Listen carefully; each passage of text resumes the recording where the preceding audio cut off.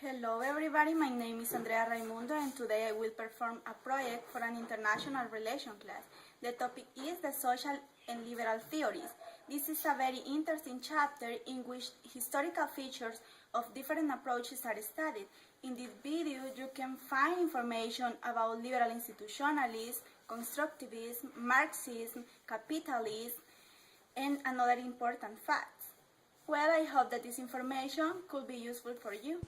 First, it's important to know that liberal theories of IR try to explain how peace and cooperation are possible. For that question, a German philosopher, Immanuel Kant, gave three answers. The first one was based on the reciprocity principle, and he held that the world could achieve the peace, creating international organizations and rules that facilitate the cooperation, especially by forming a world federation resembling today's United Nations. So that in the liberal institutionalism, scholars hold that international cooperation is rational than resorting to war. And in this assumption arose the neoliberal approach, which studies historical and contemporary cases of IR to see how institutions and norms affect the possibility for overcoming dilemmas and achieving international cooperation. In the struggle to explain how peace and cooperation are possible, it's important to take in account the creation of international programs, like Healthy Program and the Collective Security, that was led by Kant. Well, the second answer of Kant was based on identity principle, and he held that the peace depends on the internal characters of government. And in this answer, the constructivism as part of social theories is very important because based on constructivist approach, the actor define their national interests, the threats to those national interests, and their interest relationship to one another.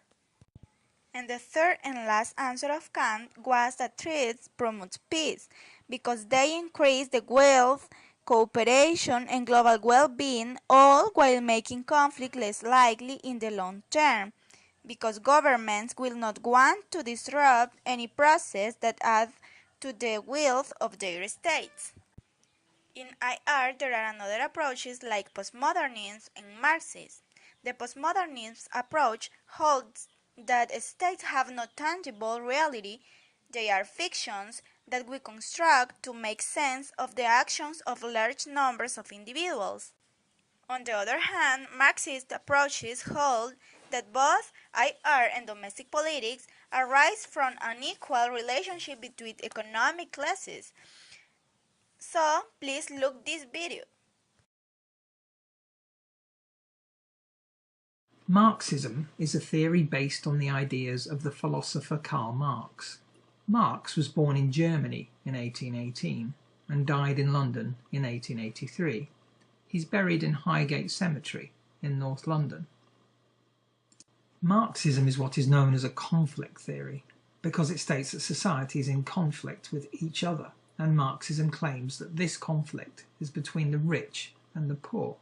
Now, Marxism, as we understand it as sociologists, is a political and economic philosophy, a view of the way things are now, and suggestions as to where society is headed.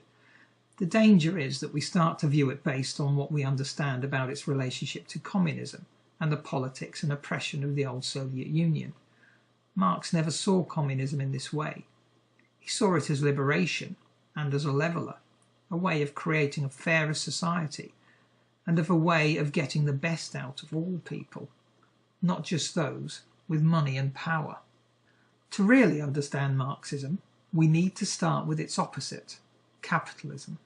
Capitalism represents the type of society you and I live in today. In Marx's terms, it's an economic system based on private ownership of the means of production. What this means is that our society today is based on a few people who own factories, businesses, shops and other corporations.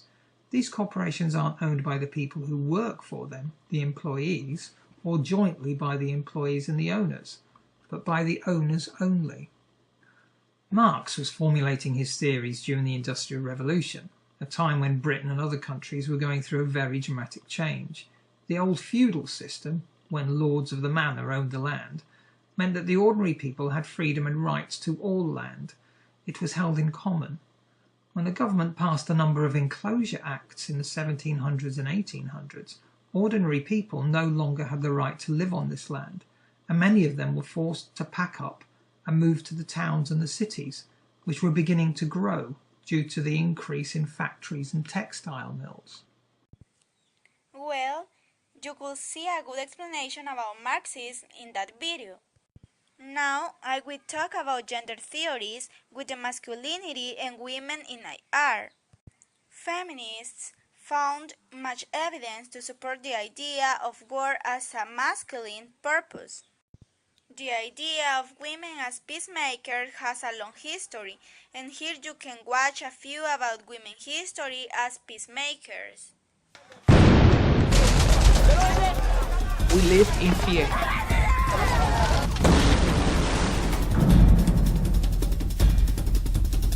When I go out of the house in the morning, I say goodbye to my children and my family because I say that I never know whether I'm coming alive back home or not. If you look at the frontline discussion of wars, the troops, the politics, the borders, the weapons, the armies, that is a man's story. How you actually exist and continue on living in war, that's a woman's story. That story has never been told. There are no front lines in the wars in today's world. The fact is, the primary victims are women and children. Civilians are not, quote, collateral damage, as we once called them, but really very much in the center of the war zone. Women, although they are not necessarily the combatants, are often the victims. In contemporary wars, the tactic is killing or raping women. This is a very nasty weapon of war. It has probably become more dangerous to be a woman than a soldier in an armed conflict. The work of Afghan women will be essential to this country's success. We will struggle. We cannot do anything alone. The world have to support us in this. This is not the first case where rape has been charged as a war crime, but it is the first case where rape has been charged as a crime against humanity. What we've done here today is to send out a signal to the world that we, the Liberian women in Ghana, we are tired of fighting the killing of our people. After that video, we have to recognize that to achieve the cooperation, the peace, and an accelerated economic growth is important a gender equality. And it could be gotten through legislative quotas for women, which have to improve around the world. Well, it has been my project, and I hope that this information could be useful for you. Thank you and bye.